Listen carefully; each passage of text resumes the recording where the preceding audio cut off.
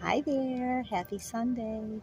It has been a beautiful weekend, a little rain early on, but this has just been a gorgeous weekend and I've had such a great time with God. I wanted to share with you guys the importance of reviewing and dealing with your past in order to get to the future. And I know people say the past doesn't matter anymore, but if you've got unresolved conflict, it does matter. And you really need to go through Celebrate Recovery or see a counselor or let God walk you through dealing with the things of your past that have given you issues. Forgiveness is a big one that you might have to deal with. I spent this weekend and just had the almost amazing time with God.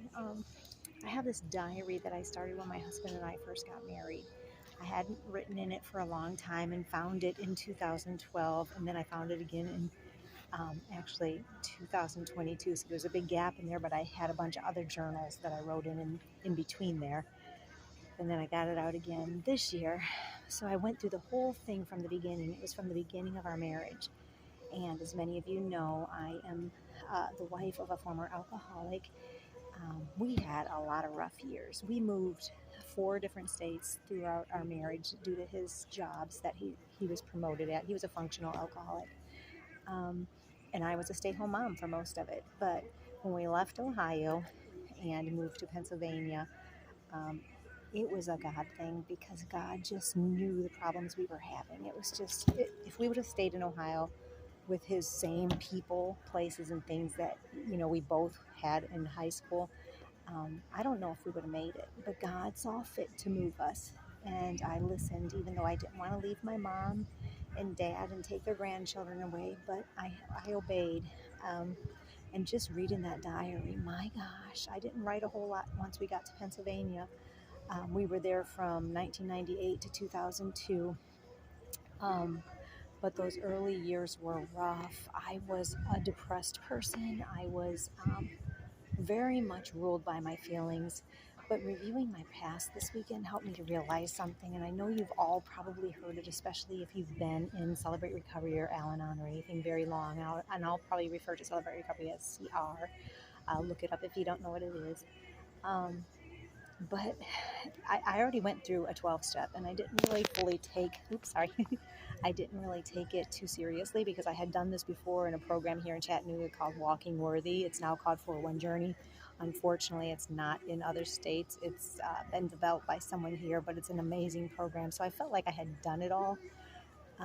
But what I was writing in my journal was I read a book by Beth Moore called Believing God. And during that Bible study, she said to review your past, kind of look at a timeline. So I had done that in 2012. So in order to do that, I read through all those former years at that time and I had forgotten about it. So when I read through it this time, as I'm getting ready to write my memoir, I'm actually almost halfway through it.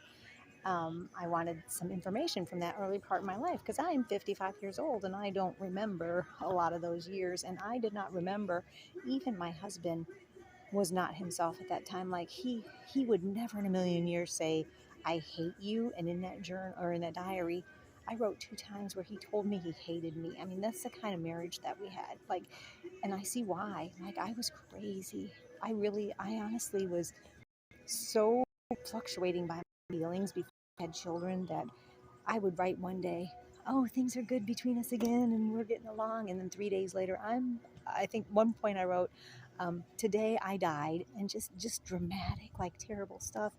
And then I would get all excited when I thought of joining a multi-level marketing or writing children's books or whatever it was. It was always something I was reaching to in the world to fulfill that dream or something to feel important, that hole that I had. And I've always heard pastors talk about it. And that's what I was going to say. I think a lot of you have probably heard that where um, you've been told that that hole is filled by something other than God. That's what we try to do before we know him well. And I was raised in the church, but I knew of him, but I didn't know him. And so I just thought I was looking for that thing to fill that hole. Well, we did not plan on having children. And our daughter just came. She just came. I was on birth control and everything. I was 11 weeks pregnant before I ever even knew I was pregnant. I remember one of the funny phrases that we share is I was staying at my mom's because my husband was working second shift, and I was going down her stairs, and I just it hurts. Your breasts start growing and they kind of hurt. And I remember thinking, man, my pecs really hurt. I must be really working out good, because I was really working out at that time. I was at the gym.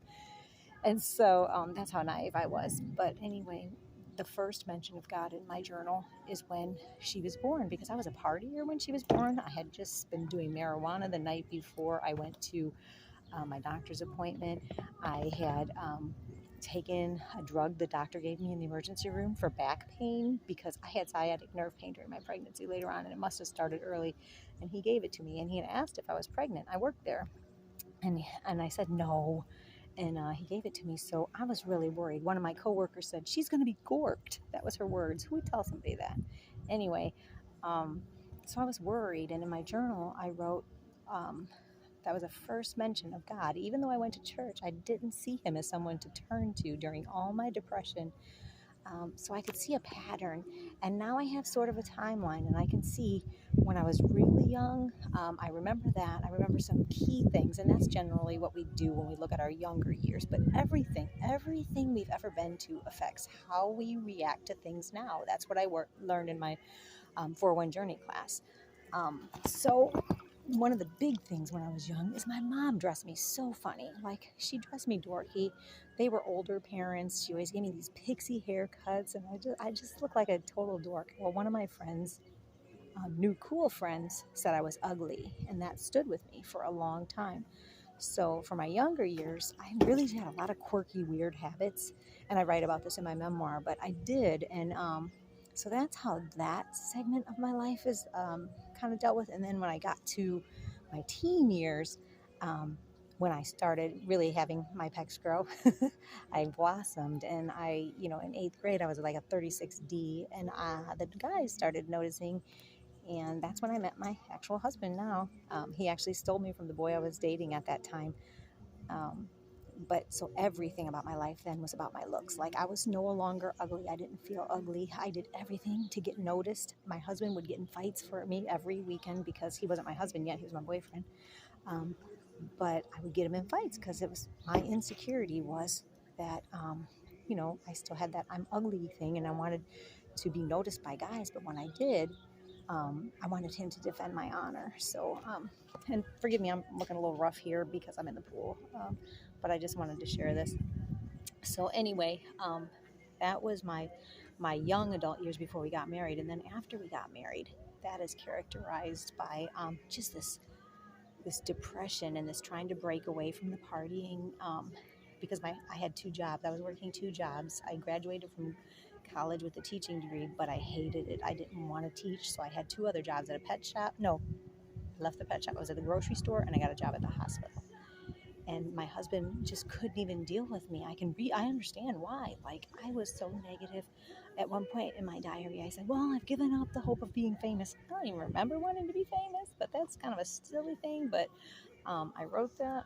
And so anyway, that part of my life was just characterized by just feeling like I had no purpose. I graduated from college, wasn't using my degree, didn't want children, and I just was miserable, and I made him miserable. And he would drink. He was really a partier. He did drugs and he drank, but he had a very good job, and he would just come home from his job and never come home. He wouldn't come home till 10 o'clock at night, and it made me miserable.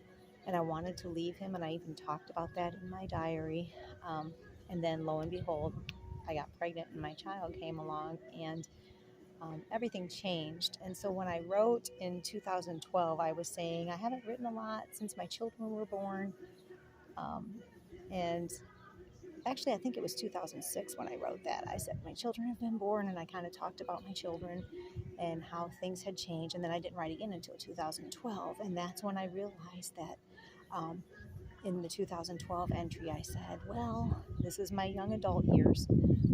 I began seeking God and realizing the need to do that, because we moved to Kansas, and God, as He would have it when we were renting in this town about a half hour away from where we were actually searching for our home, He moved us next to this Baptist woman who was more of a Pentecostal, and and she just took me under her wing and wanted to make sure I was saved, invited me to her Bible study. And I was like thinking that was weird because I was only like early 30s, and I thought that's weird. This is for old ladies. But it was the best thing that ever happened to me. And I realized I needed to have this Christian relationship, a spiritual relationship with the Lord. And that's when I learned who he was. And so in 2012, I said, I realize now all this past stuff that I had done. This is when I was doing that Believing God Beth Moore study. I was reviewing everything from up through that time. The last entry was 2006 at that time, and I wrote this in 2012. I said, wow, it's been a long time since I wrote. I use my other journals now because I had a bunch of other journals, but I was reading this to get my very, very past. And I said, I realize now that I really needed God all along in those younger years, but instead of seeking him, I was seeking everything else to fill it but him.